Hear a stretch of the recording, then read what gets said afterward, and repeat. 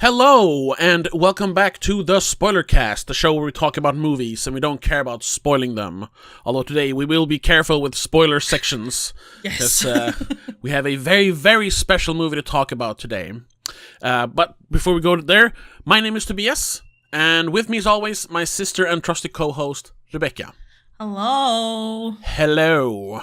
And yeah, we're still kind of catching up on movies from last year. Movies we had to wait to watch a while.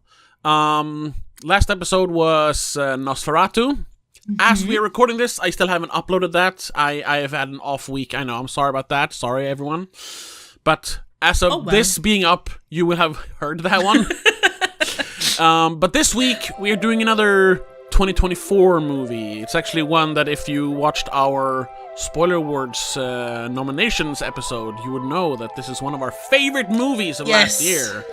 It is JT Mollner's Strange Darling. Oh yeah. And so we have it. I have it in my top 10. You have it in your top 10. Yes. We both agreed on nominating it for Best Movie at the Spoiler Awards. Yes. And I just gotta, we can't really answer it, but I haven't actually mulled over the choices yet. Yeah. I'm not sure, but I mean, it's up there, obviously. is this the best movie of last year? Maybe. Is Strange Darling the best movie of last year? I don't know, man. Maybe. The more I think about it, the more I, should mull it over. God damn, that movie's good. But we'll get to that. No decisions have been made or will be made yet. This discussion, though, will weigh heavy on how we choose, I think, because that has happened before. Yeah, opinions have changed while we discuss it. But yes, we mentioned briefly, it's written and directed by JT Mollner. This is his second only feature-length movie. The first one he made was Angels and Outlaws, or Outlaws and Angels. Like 70s-inspired Western, kind of like this is 70s-inspired. Which we will cover at some point on Patreon. Right. So if you want to listen to us talk about that, check out patreon.com/don'tmakeascene.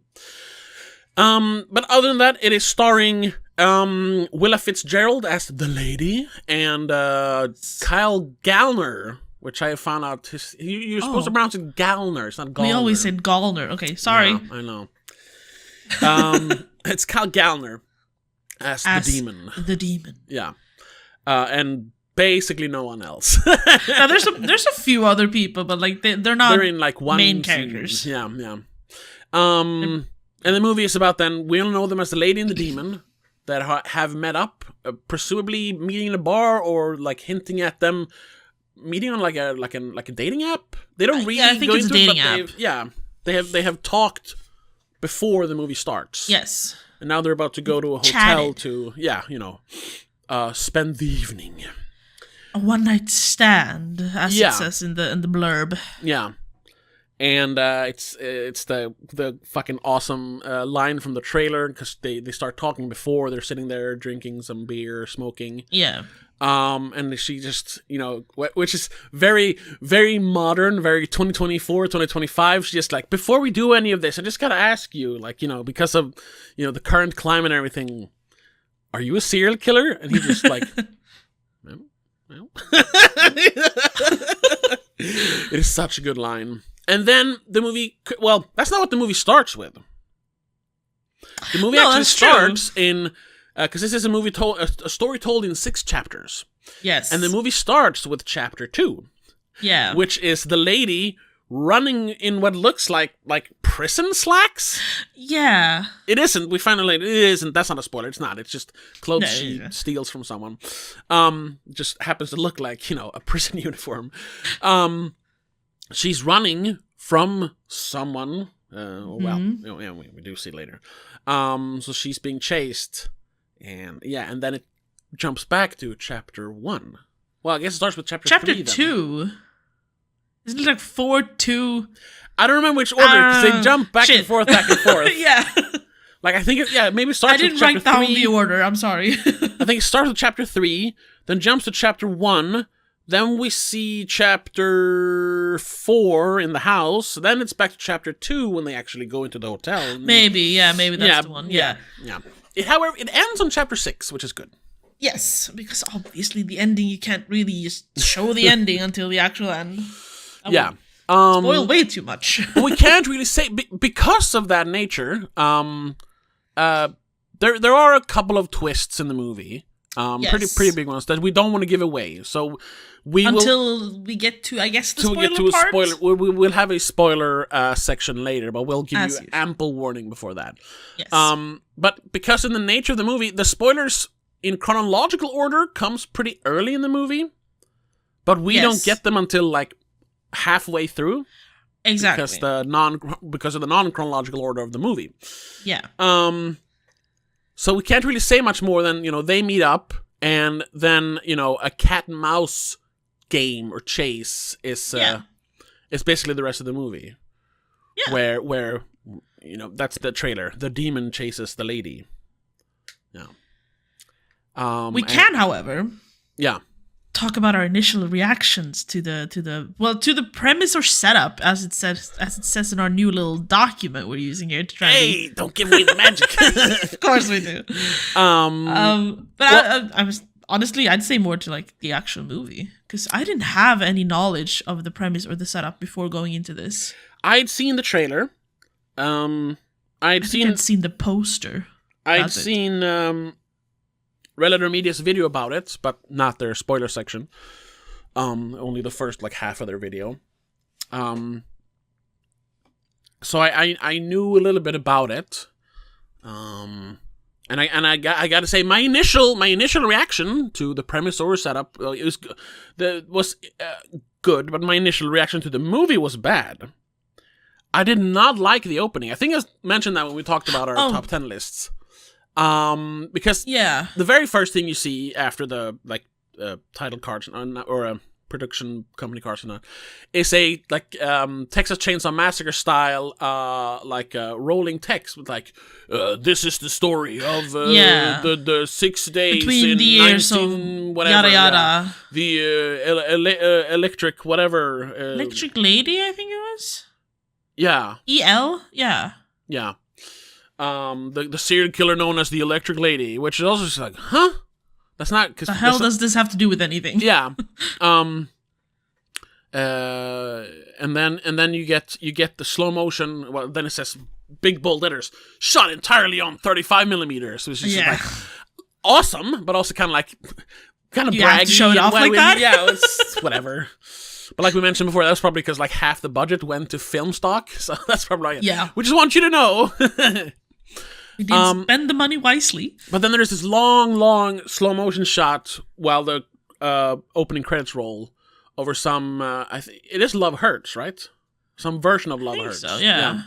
As Willa Fitzgerald, the lady, is running across a field, and then it abruptly cuts to another scene. Both the music and the film just cuts into another montage style scene with another song. It's just this is terrible editing. And it's oh no, maybe this movie sucks. But then they cut to them sitting in the car talking in the very blue scene, because it's the blue neon outside the hotel, and I was instantly hooked because of the dialogue and the fact that it's something I've noticed recently. It's a habit that has both come back in general, in real life, but also in movies. People smoking, cigarettes, because there was vape for a while. Smoking was nobody smokes, especially not in movies. Yeah, it was basically bad. A few years ago, there were vapes showing up everywhere. Mm-hmm. But now, vaping is still a thing, but vaping has kind of died out, and people have gone back to cigarettes. And sure, smoking is bad for you, whatever, blah, blah, blah, blah, blah. But my God, it's one of the most cinematic things you can do in a movie. Light a cigarette, and you hear that crackling. And you contrast the smoke against the black background. Exactly. Despite all of it, it looks really cool. It's so cool. And both of them are smoking in the car, and you hear some low country music on the radio. and they're sitting there drinking beer, and it's all just bathed in this neon blue light as they're talking about, just having a casual conversation, semi-flirting with each other. It's so good! My God! Semi-awkward. Yeah, that too, yeah. And that whole scene ending with the line, "Are you a serial killer?" And then they pan down to the rifle underneath his seat. Just to point out that, well, there is. It's so fucking good. And that's, opening aside, the opening Love Hurts montage scene, the editing is so good. I just have to ask you though, I think you're saying things happen in the wrong order, or am I remembering things in the wrong order? Because I think the black and white scene of them sitting in the car is the absolute first thing we see. But that's so short, and then we cut to the her running or the car or whatever it is. Oh, really? Yeah. I don't think they say anything. It's just like a tiny little montage of black and white shots of him doing weird stuff and not really... Wait, do you have the movie pulled up? Yeah, I had to. Okay. So I was I remember all this, but I remember it in different order. Well, I'm pretty sure. But no, you're thinking of the other scene. Sorry, no, I'm yeah. It's just you skipped over the 2 seconds of him in black and white looking really awesome. By the way. Oh, okay, okay. But they're blink and you miss it, basically. Yeah. But yeah, then we have the order you said, basically. And yes, I agree. It looks kind of strange when you first get you get a weird text. And then you get a couple of weird scenes that have no connection, and then all of a sudden they're in the car and it looks really cool. That's when you kind of start being able to follow along. Yeah, there is a movie here. Yeah. Yeah, and I'll say after that, kind of awkward opening, like I said. Maybe that's just me, I don't know. But after that, the movie is dare I say flawless? Practically. On a technical level. Hold on, let me check the script. We've talked about initial reactions. Yeah, let's analyze the central themes and messages. I think we'll segment 2 here. We'll change a little bit. I want to talk a little bit more pacing, tone, and narrative structure before we go to themes and stuff.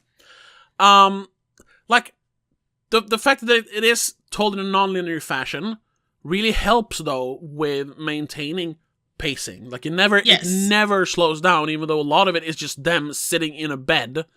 Pre or post coitus? I don't remember. Kind of during. Yeah, exactly. Yeah. All right, it opens on that scene. You're right, Rebecca. Sorry. Yeah. I forgot, but they go back to that. Yeah, because it's just 2 flashes of it, and then then we get the rest of it. Oh my God! Those 2 images are just away from me. Jesus. Just those 2 images are just a strange and then it's cutting to that. Yeah. Sorry, I'm getting a little live reaction.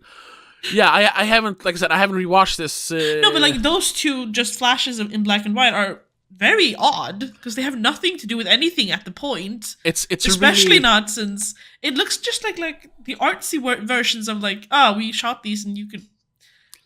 It's picture time. You can screenshot them if you want. I don't want to say too much, but I think it because of the I think it's supposed to establish certain. Of course, it's to make you think. No, yeah, exactly.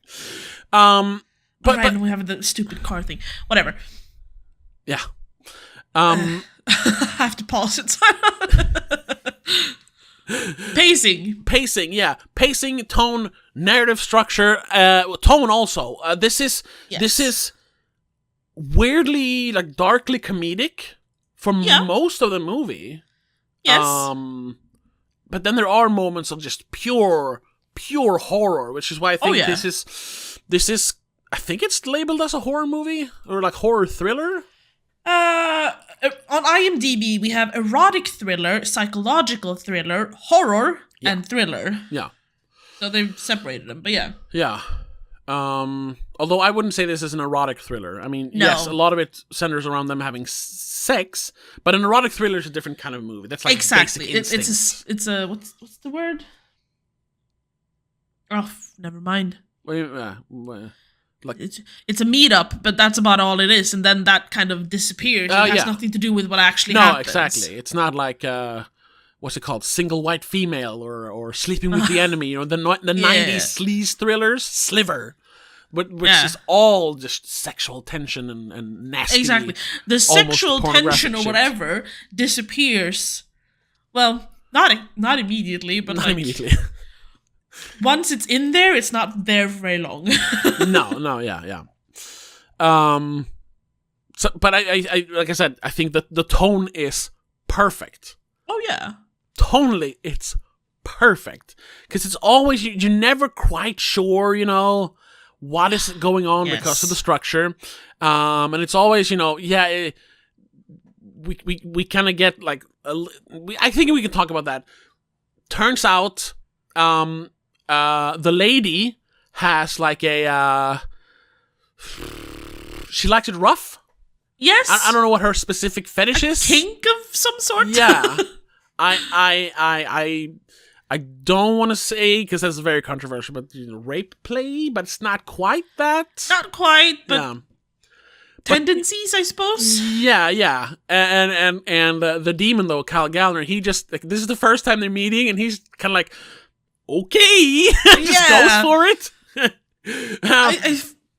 I have the feeling that they've talked about it a little bit, but not like so much that he fully understands what she's actually asking of him until they actually meet up. Yeah. And he's kind of, he goes for it, but it also kind of weirded out by it, obviously. Yeah. If you're not prepared for it, you can be like, huh? And I mean, it doesn't help that she's really indecisive in the moment. So. Yeah. Which is kind of hard to read the situation. Which is also, they're back and forth, like during the whole sex part of the movie. Like, yeah, so she's into like being choked and, you know, being roughed up and slapped around. Yeah. But it starts like, it looks like he's the guy who's into it. Yes, the way they frame it is. And then they have the conversation, and she's like that. Almost like the conversation they're having about it is part of the kink. Like it's part of the act. There's another movie. Oh, I don't remember what it's called. I couldn't finish it because it was so frustrating. That is about. Oh shit! I can't remember the name. It came out a couple of years ago, where a guy hires a prostitute, and they have this whole scenario set up where she plays a prostitute. Who in turn is playing like an executive who comes in to have like a lunch meeting with him. Okay. And then, you know, there's supposed to be sexual tension between them. Yeah.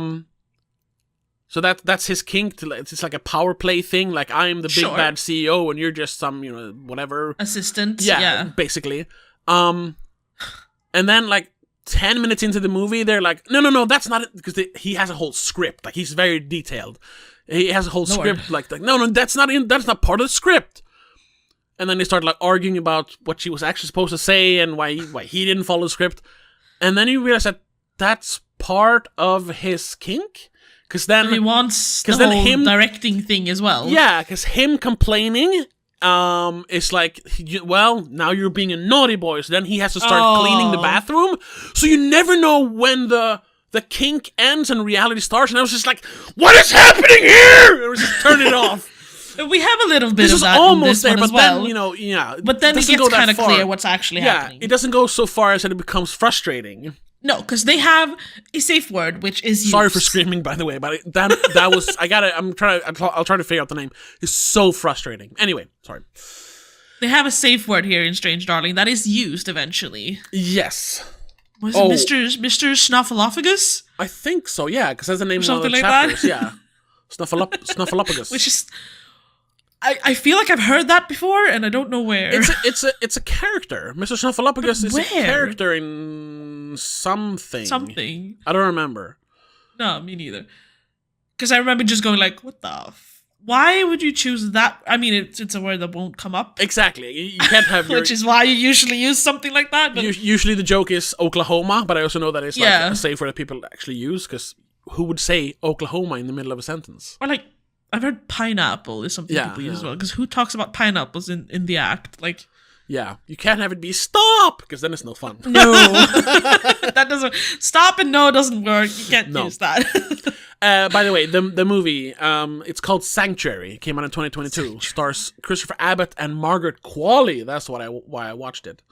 And like I said, I didn't finish it, but I'm sure it's a great movie. I just couldn't. Sure. It's so frustrating.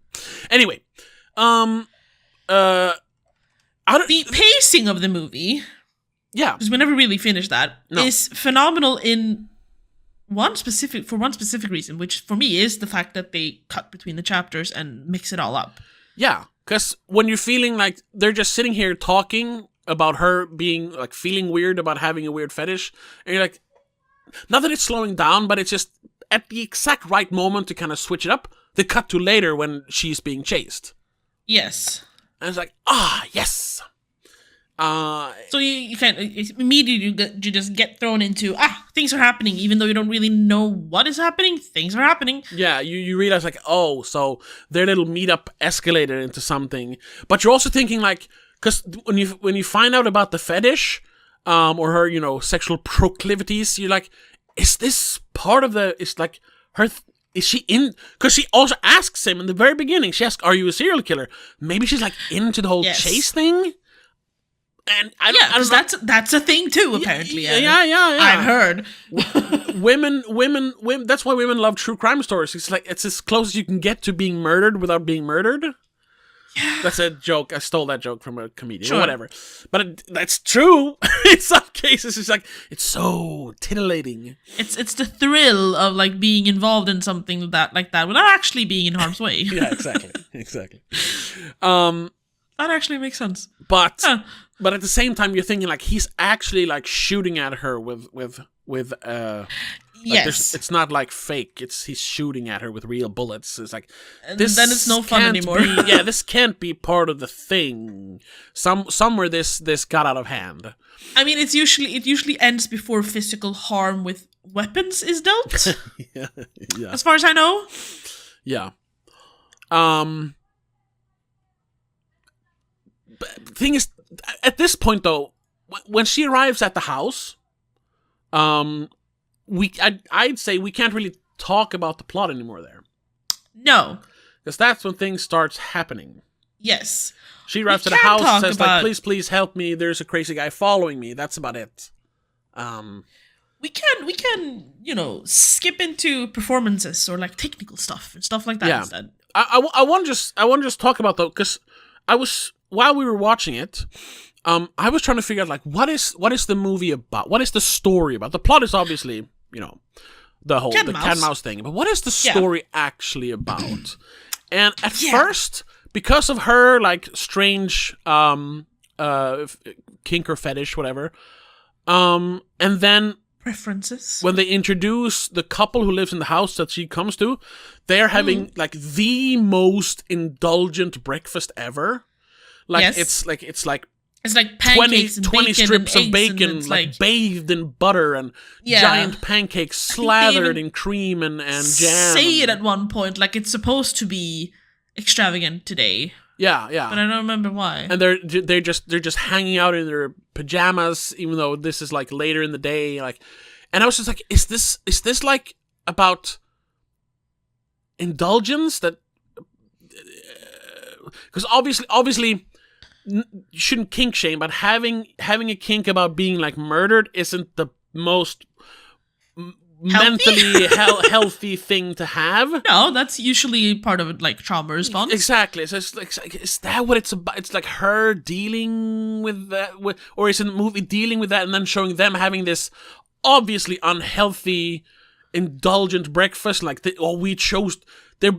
They kind of explain it because they briefly talk about why they live like they live. Like, he was a biker, she was a hippie, and now they basically like we're gonna die in a few years anyway, so we're just gonna fucking gorge ourselves on whatever we feel like. So I was we do what we want. It's just like unhealthy addictions, but that kind of disappears after that. Because they also have that underlying thing about drugs with him. Yeah, exactly, and that's kind of why he is in the situation he is in. Yeah, so there is a trifecta of addiction or like indulgence, like you said. Yeah. But I don't know if that's what the movie's trying to talk about completely. No. I honestly think, because not all movies have to have like deeper themes or whatever. No. I really just think this is a very, very like tight and precise and well-paced thriller. Yes. With once again, we can't really talk about that, but with some stuff when it comes to like what is good and what is bad. That's too, the one little thing maybe if you think about what happens towards the end. Questioning what's good and bad, and like what parts of it is actually is it really evil or is it just circumstance? Yeah, stuff like that. True. Because I almost want to say that this movie is mainly just like, I wanted to give all the twists I could, and this is the best way I could do it, because the introduction of all of these indulgences and addictions come in stages. Yeah. So, they're just part of the twist, basically. Yeah. Except for, I guess, the breakfast, that one's just kind of disgusting. It starts out like, ooh, that looks really nice, and then they're just like, they're putting a little too much on it. Yeah, it's like that SNL skit. Do you remember the SNL skit Taco Town? Which it's the commercial for the Taco Bell knockoff. Yeah, and it's just too much. They wrap it in a gordita shell, and then it's a pizza, and then it's all covered in blueberry pancakes, and then we put it in a bag and fill it with salsa. It's like, what is happening? Yeah, that's this movie. No, that's their breakfast. That's their breakfast, exactly. They have a Taco Town breakfast. Anyway, I don't think the movie is actually going for something deeper. What it is going for is very, very, very well, and that's where we can segue into talking about the performances. Very well written characters. Yes. Being directed with pinpoint precision and by two of the best actors from last year. Oh yeah. Willa Fitzgerald and Gallner. Oh my God. I mean, once again, spoilers for the spoiler awards, but very strong contenders, both of them. Yes. Jesus fucking Christ. I mean, constantly from like the first, I think even from like the first chapter card, I was on the edge of my seat, literally. And I said this in the spoiler awards nomination video. We had a bunch of teenagers in the theater with us who initially were like giggling and talking, and the classic. We're gonna go to a horror movie and like scream and laugh and make it annoying for everyone else. Exactly. Like 2 minutes in, dead silence. Dead silence. Nobody. The girl in front of me with her phone, turn it off. Yeah. Like the only noise they made were like screams, because there are a couple of kind of jump scares. And I think I tuned them out even because I was so into the movie. I don't know. I don't remember hearing anyone reacting to it except for myself. Yeah. And I went, it's that thing. I mean, making an assumption, but like the entire audience was just completely focused on the movie. Oh yeah. There was no. I mean, that's what it felt like. At least there was no like chit chat or crinkling of like popcorn. Not even nothing. you and I. No, not even just sitting there.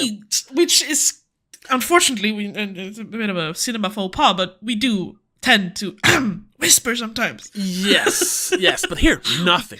I don't think I even looked at you. I think I looked at you once to see your reaction, and that's about it. It's also a perfect sign that I liked the movie. I had soda left. Yeah. Because when I'm bored, that's when I gotta drink this. I gotta do something to like take my mind off the movie. Otherwise, I'll fall asleep. To do something to like not fall asleep. Yeah. I like half the soda left. I was like, oh my God. Whoa, the entire movie. It was insane. And like we said, I don't know how can you explain? There's just the chemistry between them. I think like both of them separately give amazing performances, but what really like was like the fucking brain melting thing was the perfect chemistry between them in that hotel Yes. room. I mean, and a little bit later as well. Sure, but that's where they have most of the actual interaction. And the actual dialogue with each other. It is so good. It is just a perfect amalgamation of amazing actors given great dialogue and then being like directed and edited by an amazing director. It just comes together to this like shining moment of cinema. The best part of it was that they, within that, I don't even know how long that scene technically is. It's like 10 minutes, not much more. They get to explore like being the dominant one, being this the submissive one, being confused, assertive, like actually scared at points. They go through everything in that one room. Yeah, and once again, all that in such a short amount of time without it ever feeling rushed, without ever feeling like they're we're missing out on something. Perfect sense somehow. It was so good. Jaw dropped. Yes, yes. And the vulnerability as well within that scene of being like in that setting, and they both pulled it. Oh my god. I'm like, usually when you have movies where they like record sex scenes, you always hear, oh, it was kind of awkward and haha, everyone laughed, and like, no, they must have been like dead serious the entire time. I don't see how they could have laughed at any of that. No. And I mean, I don't know if they ever laughed, but I've never seen them in comedic roles. That's what I was trying to say. No, that's like we have said. I mean, before this, that we are big fans of Cal Gallner. We realized last year or the year before that we have been big fans without really knowing it since we were like kids, or teenager kid for you, So this, and we mentioned that before. Like this is truly Cal Gallner like coming into his like perfect form of acting. Like this is his thing now, which he's kind of been exploring in the last few years. Especially last time we talked about him was The Passenger, in which he plays a crazy guy, and this time he plays a crazy psycho killer. Like he does have a thing for being a bit crazy, but he can always also be very calm and centered. Yeah.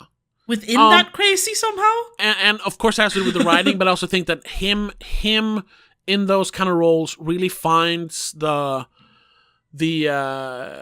human in the character. Like, oh, this guy he's a like in The Passenger, like the first thing we see him do other than like mop the floors is like, oh, he kills all of his coworkers and then forces the only guy he leaves alive to go on like a revenge spree. Yeah. But you and we're not even given a lot to like sympathize for him with. No, like backstory. Not until much later. But there are little hints all over, both in the writing and in his acting. Yeah, you understand. You don't condone it or agree with it, but you understand the character. You understand where he's coming from. Yeah. Exactly. This one is completely different. You do not. I wouldn't say you sympathize with him in any way. No. Well, at first you do, but then you really don't. Yeah. I mean, you kind of do, but not really. And then, they hammer it home at the very end of the movie.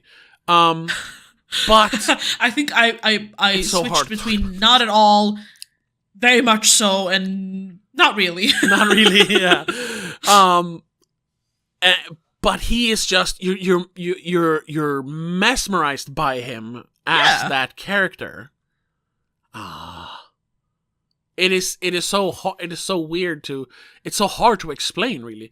Also because we can't really talk about fucking spoiler. It would have been easier if we could say the things, but we're not going to say the things just yet. We'll do it in a minute. I do want to mention that I had no previous knowledge of who Willa Fitzgerald was, really. No, me neither. I don't think I had seen her in anything. I have seen her in something, and she wasn't great in it. Was she in TV shows? She's been in a couple of TV shows, I think. I saw her as Emma Duval in the Scream TV show. Oh, I never saw that. Wasn't it like an MTV? Yeah, kind of like an MTV thing. Kind of just ripping off the Scream concept and not doing it as a part of the Scream movies. Yeah. I never. That's why I didn't watch it. It was like, the explanation was just wrong. Okay. Which made me go insane. And I never watched season 2. Okay. But she's apparently, I heard someone say that she's really good in The Fall of the House of Usher. I didn't watch that either. Madeline. No, I haven't seen it yet, but it's on my list of things I kind of want to see. Yeah, I know everyone loves the guy who makes those TV shows, but I mean, yes, he's good, but I saw the House on the Hill, whatever it's called. I was like, that's enough for me. All right. Yeah, but other than that, she's mainly done bunch TV. Of like TV and like just a couple of episodes here and there. She's until Scream. I think Scream was her first like main character role, even though it was a TV show. Yeah, but then still a bunch of like one-off episodes. Yeah, she did 10 episodes of something called Dare Me. Never heard of. Dare Me. What is that? She did have like smaller roles in a couple of movies as well, but movies you don't really recognize. Yeah. Which is then interesting that she landed this role. Yeah. And killed it. Oh yeah. Yeah. That's pun intended. It's hard to because I'm like I said, I've never seen her before, so I can't really reference compare it to anything. Yeah, exactly. I just know that she completely sold the character. Oh yes. With all its twists and turns. Yes. It's insane to go from like within a scene going from like complete victim to complete not victim to going like she switches so much within one scene all the time. Yeah. Okay, yeah. I was gonna yeah.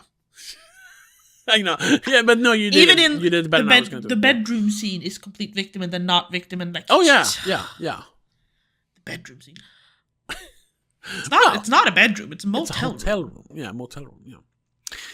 But either way, yeah, like balancing that, back and forth, and still having her, and with the things that happen later, still in the end, I'll say that, but that's not really a spoiler.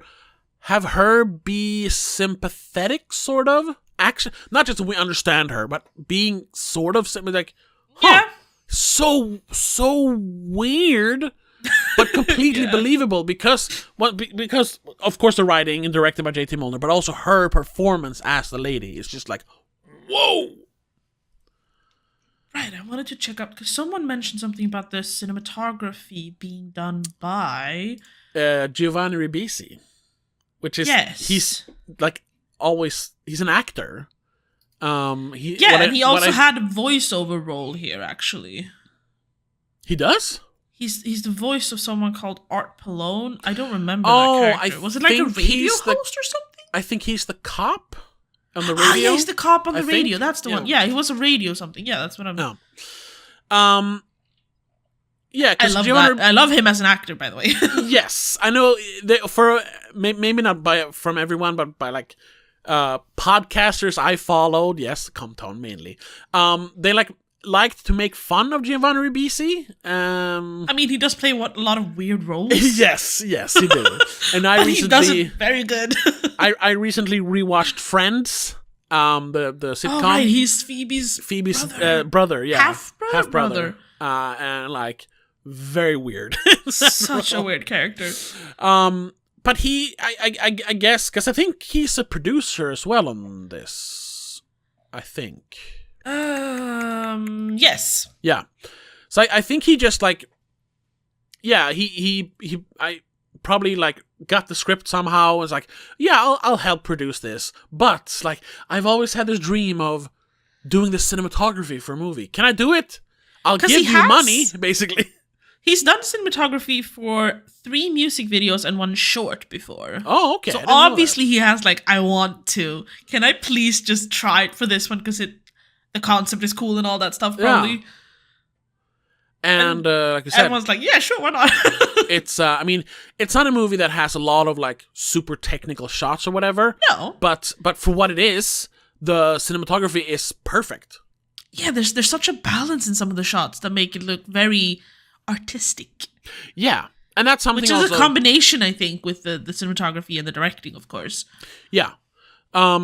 but then we also got to talk about the big thing. Yeah, it's shot on 35 millimeter. Yes. And it's which means that it doesn't have that washed out gray kind of digital look that everything has nowadays. Yes. We haven't had that conversation properly, but there's a big conversation about that on the internet. Yeah, I know, and I mean, it's been for a while. Sure, which is not 100% to blame on digital cameras. No, because there's beautiful movies that are shot completely digital. I mean, have you seen Dune? Exactly. The big thing there is that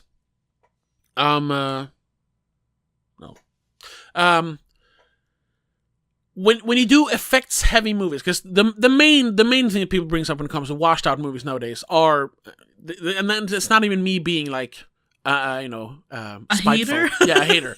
It's Disney stuff. It's Marvel. Yes. It's Star Wars. Yeah. And that is because those shows are so they're so heavy on visual effects, CGI stuff. Yeah. And I mean to the point where they might actually like when they write the script or whatever, aren't even sure what the background is going to be. So they they just write in background basically. Yeah, so they can't light the scene for like, oh, this is going to be in a shadowy temple, but but it also could be in a well lit office. We're not sure, so they can't light the scene. So they're just lighting everything flat, so everything is fine. And because of the super high definition, high dynamic range on the cameras, like we can have details in the background either way. Yeah. But that just leaves you then, because you can't really fuck too much with the lighting in the afterwards. No. So everything just looks kind of gray. Yes. Shooting on film means that what you shoot is what's stuck on the film, which means you need to know what the lighting is going to be. Yes. You can mess around with, color timing and some of the lighting afterwards, but of course, like 90% of it is what you get on the film is what you see. So you need to have a much more sure hand, and you need to know beforehand what you're going to shoot. Yeah. So this they movie also have like the bonus of like a lot of this is shot outside. Yeah. In broad daylight, because a lot of it takes place in broad daylight. Yeah. They've chosen great colors for people to wear to contrast with the backgrounds. There's a lot of people wearing red tones to contrast with the greenery of the surroundings. Yeah. Which also helps. And I mean, and then I'm just like scrolling through the pictures now, and then like small details as like there's the red light when she's wearing the wig as on the poster. Yeah. Yeah. But then when that's removed, the red lights kind of disappear because time has passed, so the outside neon light has been turned off. Yeah. We have I think it's a blue room or something. Not with like lighting, but like the walls are blue. Yeah. Which just adds to the changing of mood as well within the colors. Yeah, the colors enhance the story. The feeling. Yeah. They have a point. Yeah. Like and it also takes place, I think, early fall because some of the trees are turning kind of yellow. Yeah. Which also helps a little bit. Yeah. Like bring dynamic to it. Yeah, and that way it is such a beautiful, like visually beautiful movie. Everything is just like I mentioned, the opening being bathed in this neon blue, or not the opening, when they talk in the car, and everything, like when she's running through the forest, it's almost looks like a fantasy movie forest. Yeah, because it's so green. Yeah, but she's bleeding and running from, and he's walking around with a rifle trying to kill her. It's so like weird, but it's perfect. Yeah. And then the warm wooden tones of the hippie and the biker guy's house. It's and how they kind of come in there and just ruin it with their red tones. Because at that point, when he's chasing her, he's wearing red flannel, right? Yeah, they keep switching between like wearing black and wearing red, both of them. I'm not sure if there's like a she does wear red all the time at one, like some sort of red all the time. I'm seeing it in the photos now, but it's like minimal details when she is. Can I say it without spoiling? Well, yeah, when she's being chased, she's wearing small red stuff, but when she's dominant in the bedroom, everything's red on her. Yeah. Stuff like that. There is red in every single scene, though, I'm realizing. Yeah. I mean, obviously, red is a theme. Yes, that's why you have red walls, red details, red cars, stuff like that. Yeah, exactly. His car's black, her car is red. There's a red and black theme going on. Yeah, I mean, the only time there's no red is when that scene, when they're in the car and everything's just blue. Yeah, then everything is blue. Yeah. Everything is blue. And that's the only scene that's completely neutral, though. Yeah. That's before anything has happened. Yeah. Yeah. And blue is a very... Well, blue is a cold color, but it's a calm color. Well, red is very passionate, very... striking, yeah. There's something to it. This, and that's to say, like, everything. Like, usually when we talk about a movie, even if it's a movie that, like, everyone loves, and we really liked it too, but there's, like, we don't love it as much, we usually focus in on, like, all the bad stuff, because they're like, these are the little things that keeps it from being perfect. Other than the opening, but just, I don't know, I have nothing to complain about. This is perfection. See, I don't even think I disliked the opening. I just thought it was a bit strange. Darling? Which,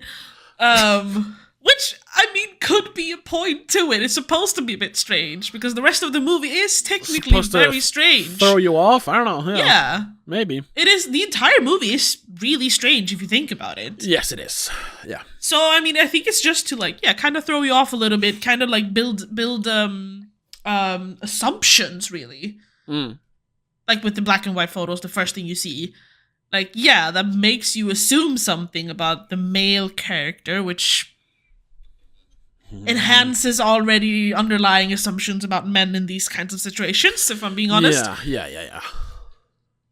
And then they just keep playing with it in the movie. We really need to start talking spoilers, because I'm losing it. Yes, there are things we need to discuss. We've been at it for over 45 minutes now without spoiling. Yes. So we're gonna, because there are some things we need to spoil in order to discuss certain parts of the movie. So if you really don't want any spoilers, give like a final verdict kind of thing first. Final verdict. I give it 4.5 on Letterboxd. I think so. If I rewatch it, I think I might give it a perfect 5 out of 5. Funny thing is, I don't remember who said it now, but someone said that it actually loses a bit of the spark if you watch it again. Oh no! Well, properly. I guess I'll have to. As in, like, because you already know the twists, so maybe it isn't as fantastic. Okay, well, I'll find out later when I watch it on my collector's edition 4K Blu-ray that just arrived in the mail. Yeah. I'm not sure I would agree with that, because even if you know the twists, you can still appreciate things. Yeah. I don't know, but I'm interested to rewatch it. I probably will tonight. Yes. Yeah. I don't know what I gave it, but I agree. It's like, I think you gave it a 4.5, 2, or 5. I think so. Yeah. Yeah. Because it is you gave it 4.5. Yeah. Yeah, that's true. Yes. And it deserves it. 100%. And I like you said, I'm like leaning towards a 5. Putting it up on a 5 the more we talk about it, because the details that maybe we weren't like focusing on as we watched it are coming like back now, and you're like, shit, there's these tiny little things. I watched someone make an analysis of like such a basic movie, and certain things just went, oh shit, I haven't realized that, because it's To All the Boys I Loved Before, one of those Netflix teenage. Yeah, I know. Yeah. But when they started analyzing it and like talking about details, like, holy shit, there's so much more to it than you actually think. Yeah. Yeah. And this is what we're doing here, which is like helping me even kind of more appreciating. Yeah. But anyway, we need to discuss some twists and turns. So from now on, 3, 2, 1, spoilers. You have been warned. Yeah. So when the lady kills the demon, yay! Hey, gotta do it. Well, before that, where do we start? Where do the one thing that I think is kind of changes where I kind of despise the lady, like, oh, she's, because I'm I'm a bit of a... I don't want to say I'm a misogynist, but I have misogynistic tendencies. Yes, you do. Which is a weird thing to say, but I'm definitely like... I'm a dudes rock guy. Like, guys rule, girls drool. I mean, I'm sorry. So... I don't know if it counts as misogynistic. No, it's not. But and I don't have a things problem. that would be interpreted as misogynistic. Yes. Without context. So Please clip this. when we find out that they've kind of been hinting at that he's the murderer. Yeah. But then it's like, oh no, she lures men in with sex, then drugs them. And kills them slowly. I was like, you bitch! I knew it! I was just like, yes! Finally! Something different. Like, the woman doesn't have to be the victim, but also the woman doesn't have to be, right? She's the bad guy? Like, oh, that's so nice. And the guy is the weird guy? Or the good guy? I was like, yeah. I loved how they played with that, and she uses that to her advantage as well. Yeah. That is fantastic. She's like, but all girls are innocent. Yes. And you just go, fuck you, bitch. Fuck you for using this. You are ruining it for everyone else. Yeah, and it's so manipulative. Yes. And then you're almost questioning, like, is she even into all the choking and slapping her? Is that just... to like, she can use that, maybe? And like maybe use that as a defense if she doesn't manage to kill him or something, or she's like such a she backs out. Fucking snake. Yes, disgusting. But it is worth to mention though. Yeah, he isn't all good either. So. No, yeah, exactly. Because then when they're in the house, and I don't remember which comes first. We find out like he corners her, shoots her while she's in the freezer. Yeah, she's in the like meat locker freezer box. Yeah. And then he makes a call. It turns out he's a cop. That's kind of why she cuffs it. He cuffs her as well to it, so she can't run away. Yeah. So he contacts like someone on the force. And a cop friend. Yeah, and you're like, okay, so he's a righteous man, but then he's like. Yeah, it happened again, basically. So it's like, oh. Yes. So he's, like, into these kind of volatile sexual situations sort of. I think they mentioned that he's, like, been cancelled because of his drug issues. Yeah. Not cancelled, that's not the word. Well, cancelled, too. Yeah, but, like, he was suspended. Suspended, yes, that's what I was looking for. Because drug abuse and, like, using too much force as a police officer and all that stuff. Exactly. He was being violent during work because of the drugs, basically. And the way they... like, we find out in the beginning that he is married. He says he's married, at least. He says, but they're separated. And, like, they're fine with each of them, like, having... casual sex with others? Which is part of the healing or something, I think they mentioned. But I just think he's a very fucked up guy. Oh, yeah. No, he's got issues. Yeah.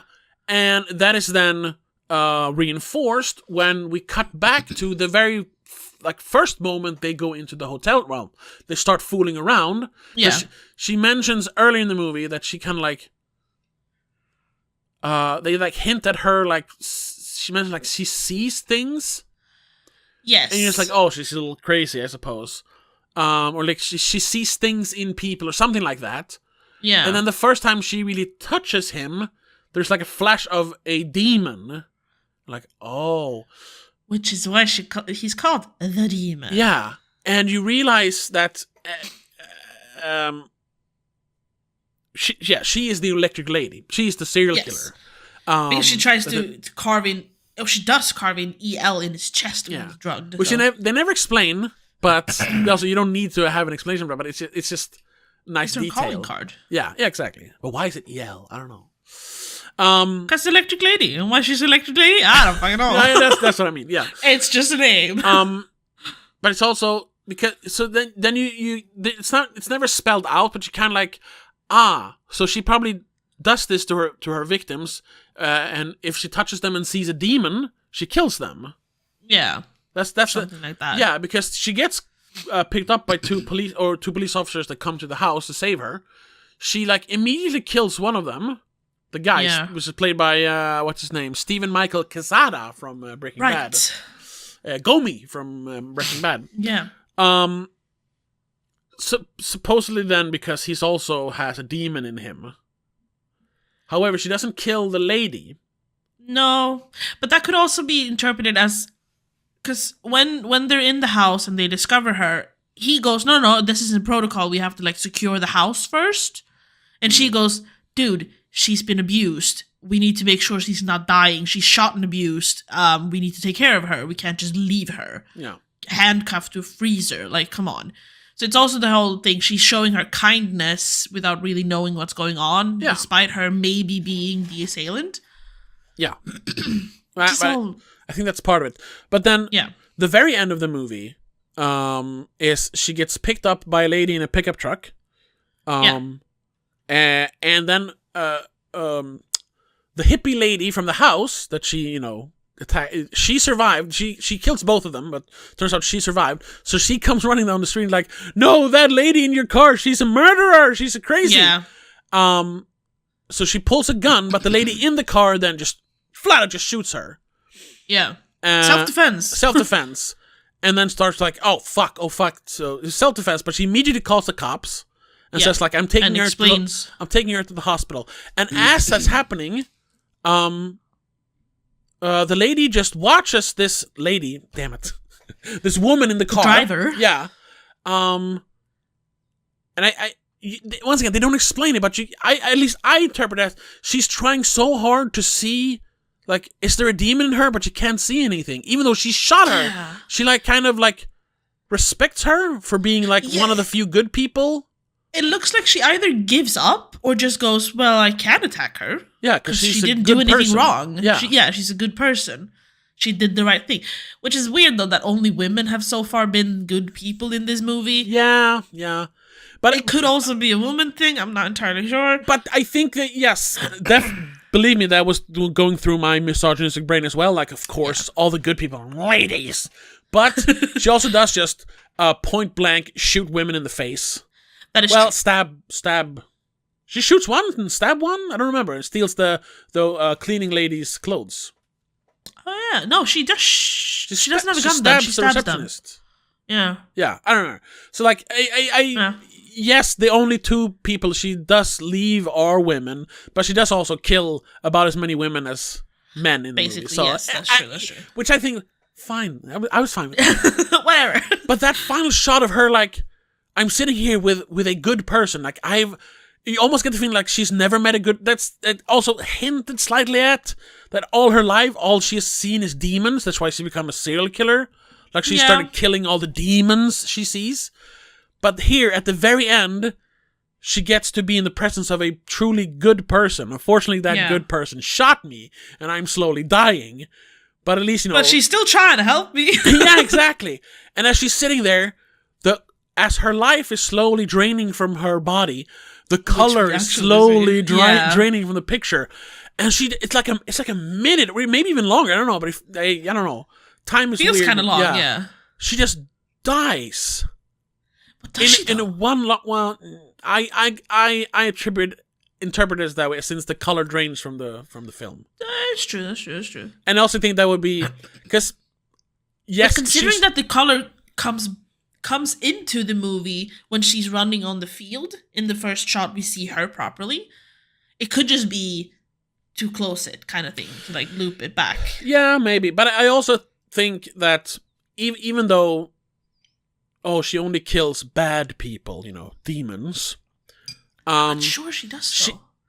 She's still a serial killer and a sadistic one at that. So I don't think they want to like redeem her by like, they take her to the hospital and she'll be fine. I think it ends with her. I mean, dying. She would end up in prison either way. So yeah, exactly. But a more thematic way of doing it is having her, die in the end, pass away. Yeah, pass away. That's at least how I interpreted it. And it's such a great shot. And there are a lot of people who like die well on screen, but to have her like so slowly, so gradually, just you can literally have the life bleed out of her, slip out of her. Yeah, it's so fucking awesome. That was a jaw on the floor moment. I was like, whoa, the entire scene until the credits start rolling. Insane. Fucking insane. Yeah. So I guess closing thoughts. Insane. Yeah, no. Like I said it's a before, very strange movie. Like we've said like 10 times now. Yeah. But it works absolutely perfectly. It does what it's intending to do throughout the movie. Like you said, I don't know if there's actually an underlying like message going on. I don't think there is. I don't think there's a point to the fact that it's a character-driven movie. Yeah, I don't think that there's a point to the fact that there are two women who are the good people, because she shoots women, like you said. Even though we don't get to see her experience the demon within those two women that she shoots specifically or hurts in the motel lobby. Oh.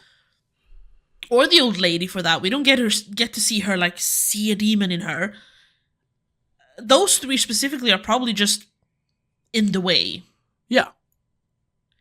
I don't think we see her see a demon in the old man either, to be honest. No, the only time we see her see a demon is in Kyle Gallner. Yeah, that's true. But that's when I got this like feeling that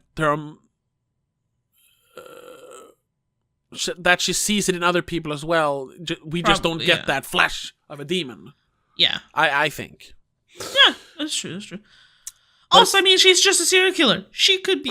We don't even know how many she's killed, technically. And we also don't. Yeah, sure, we get it confirmed that he is kind of a bad guy with a cocaine problem and he's violent and all that. But it also might just be that she's just crazy and thinks she sees demons. We don't know. And I like that it's left up in the air. Like, are they actual demons, or is she just crazy? Yeah.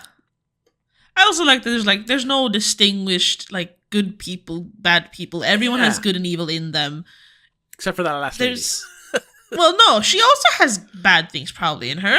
Whatever. Well, like, everyone's done bad stuff. Sure. I mean, technically, point blank shooting someone just because they point a gun at you is not the best reaction. Not the best reaction. It's self-defense, obviously. It is self-defense. I completely condone it. Sure. I still would, like... It's not a good thing. You're not a good person. You shot someone, technically. Like... Oh. It docks your points a little bit on the good scale. Now we're getting into gun politics. Well, whatever. I know what you mean, yeah. Everyone has... Except for maybe the woman cop. I don't know if she ever displays something... Well, she's not following the rules. That's a bad thing. I suppose. She diverts from protocol just because it's a woman who's... Oh God, that too. She exhibits signs of being abused, and she just forgoes all protocol. Oh yeah. Even though that is a fib and a lie. She has not been abused. No, exactly. She is she's using her womanhood as a shield. Yeah. Because you always believe the victim. Yeah. Even though you don't always believe the victim.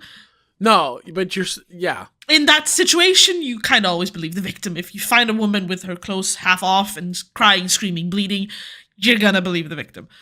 Yeah. And sometimes that's not correct. No, yeah. Because it can be fabricated. Jesus Christ. I'm not saying that women who are abused are fabricating shit. No. But I mean... it's just in this movie. It's good that because that means that even if she's just killing bad people, she's definitely a bad person as well. Yes. That's what I said in the beginning. Like, she uses the fact that she's a woman, and people usually tend to assume women are assume women are victims. Yeah. God, I hate that assumption. Yeah. And it's something they can then use as a shield, which is unfortunately also used a lot. Speaking of that, sorry for dragging it now. We're almost at the end, but I just juicy gossip. Have you heard the development in the Justin Baldoni? Yeah. What's her name? Gossip Girl. Gossip Girl. Yeah. There's so much back and forth. I barely follow along anymore. She was like suing him for being creepy and like abusive or something. Turns out, and so far we haven't seen too much evidence of it, but turns out it might be the completely other way around. I think both things happened. Yeah. The whole starting off by hating her because she was so off-putting when it came to the press tour. Yeah. But then realizing that she did that because he was a douchebag, but then he did that because she did shit too. It's like, both of you have done wrong things. Stop it. Yeah. Both of you are both victims and perpetrators in this case, in my opinion. Yeah. And I don't care. I'm canceling both of you. Yeah. But I agree with certain points, like if the whole unsolicited, unscripted sex scene stuff happened, disgusting. Well, that's the thing. If that happened, although if you should watch, big if. I should once again need to preface this person is right leaning, but Brett Cooper is. I recognize that name. Yes, she has like she was part of Daily Wire, which is a right leaning populist YouTube. Isn't she the one that looks like Ben Shapiro? Yes, she recently quit though that show, the comment section. Started her own thing. Started her own thing, but one of her first videos was this long thing about Justin Baldoni and Blake Lively is her name. That's her name. And she brought up a lot of new stuff that I hadn't heard. Not that I had been paying attention, but I knew of it.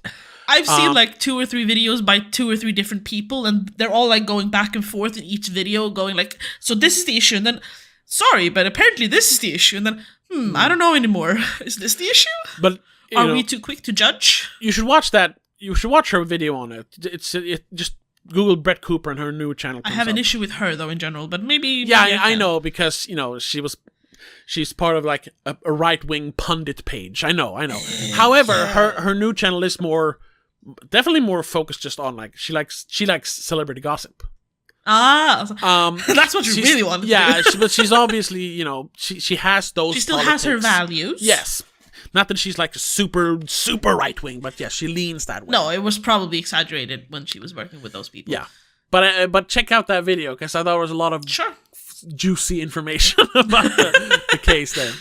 I'm honestly kind of over that issue as well because I'm like, dude, both of you have obviously done shitty stuff. Yeah, but can we just not? And the movie still apparently kind of sucks. So the thing is, it feels like it's turning into a Johnny Depp Amber Heard situation.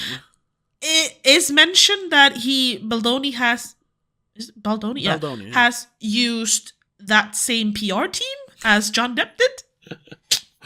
So yes, there are very many similarities. Where ultimately, I guess, if it's the same as Johnny Depp, like obviously Johnny Depp came out on top, but they both kind of lost in that. Oh yeah, because which is what's happening here as well. He came off as such a like 14-year-old emo fuckboy, basically. Yeah. And she came off as a raging, insane lunatic, basically. Yeah. It's like, you won, but I've lost all respect for you, Johnny Both Depp. of them have also done weird shit and wrong stuff. Of course, the things we heard about her were extreme to certain points, but like, dude, you're not much better sometimes. Yeah. Like, we know of your issues as well now. Yeah. Sorry. Yeah. Still love you, Johnny Depp, but I see you in a different light. When he had to read those, like, cringy texts he wrote her, and they're, like bad, like, high school poetry, and it's like, oh, yeah, no. I'm like, dude, I thought you Jack were better Sparrow, than that. No! You're so cringe. Anyway, sorry. That was a bit of a side tangent. I know. But that's gonna have to be it. Yeah. Yeah, so don't watch celebrity gossip videos. You know what you should watch instead? No. Watch Strange Darling. Yes. It's obviously not available in theaters anymore. But it is hard to find a streaming in certain countries as well, I've realized. Yes. But, like, you see, it is available on fucking collector's edition 4K Blu-ray, or if you want to buy the physical. Yeah, if you always support physical media. I'm terrible at that, but yes. Yeah, I am too nowadays, but I tend to try to buy movies I really, really like. I buy them physically. But yes, I mostly stream and if even buy digital stuff. But yeah, just rent it, watch it any way you can. It is, top 5 best movies of last year. Oh yeah. Maybe even best movie last year. According to us. Well, I mean, our opinion is the only right opinion, so. Sure, of course. Yeah. But that's gonna have to be it. Yes. Thank you so much for listening. Be sure to comment if you've seen the movie. What did you think of the movie? Are we completely wrong? I haven't really seen any bad reviews of it, really. No, me neither. But maybe someone out there is like, this movie sucks. I would like to hear your opinion, sir or ma'am. Person. Yeah. We'll be back next week with, I'm not sure, Baby Girl? Did we actually plan so far ahead? I don't remember. Well, whatever. We'll be back next week with something. Yeah, we'll see if there's anything actually in theaters we want to see, or if we'll just do maybe something else, a classic or something.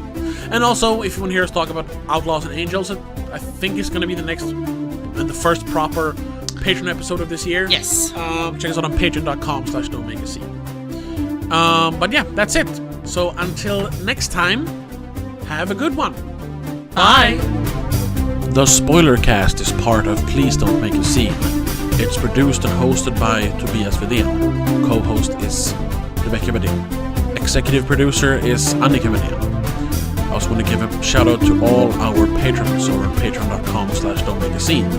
CK85, Christopher Billén, Daniel Gaiso, Annika Vedén, Jacob, Mom and Mac, and Laura Kinney.